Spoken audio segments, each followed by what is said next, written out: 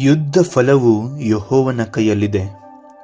1 ಸಮುವೇಲ 17ನೇ ಅಧ್ಯಾಯ 47ನೇ ವಾಕ್ಯ. ನಿಮಗೆಲ್ಲರಿಗೂ ಮೊಲ ಮತ್ತು ಆಮೆಯ ಕತೆ ಗೊತ್ತಿರುತ್ತದೆ.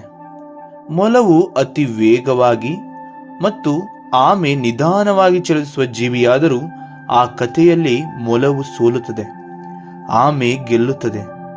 ಈ ಕಥೆಯಲ್ಲಿ ಮೊಲದ ಸಾಮರ್ಥ್ಯ ಹೆಚ್ಚಿದ್ದರೂ ಆಮೆಯು ತನ್ನನ್ನು ಸೋಲಿಸಲು ಸಾಧ್ಯವೇ ಇಲ್ಲ ಎನ್ನುವ ಅಹಂಕಾರ ಆಲೋಚನೆಯಿಂದಲೇ ಮೊಲ ಸೋಲುತ್ತದೆ.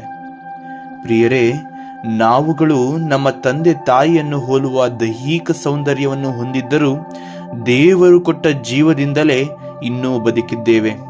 ಹಾಗಾಗಿ ಈ ಸತ್ಯವನ್ನು ಅರಿತು ಪ್ರತಿ ಕ್ಷಣಗಳನ್ನು ದಿನಗಳನ್ನು ಮುಗಿಸುವಾಗ ದೇವರು ಆ ಕ್ಷಣಗಳನ್ನು ದಿನಗಳನ್ನು ಅನುಭವಿಸಲು ಅನುವು ಮಾಡಿಕೊಟ್ಟದ್ದಕ್ಕಾಗಿ ಧನ್ಯವಾದ ಸಲ್ಲಿಸೋಣ ಮತ್ತು ದೇವರಿಂದ ದೊರೆಯುವ ಮುಂದಿನ ಕ್ಷಣ ಅಥವಾ ದಿನ ಎಂಬ ಅವಕಾಶಗಳನ್ನು ನೀತಿವಂತಿಕೆಯಿಂದ ಉಪಯೋಗಿಸಿ ದೈವ ಭಯ ಭಕ್ತಿಯಲ್ಲಿ ಜೀವಿಸೋಣ.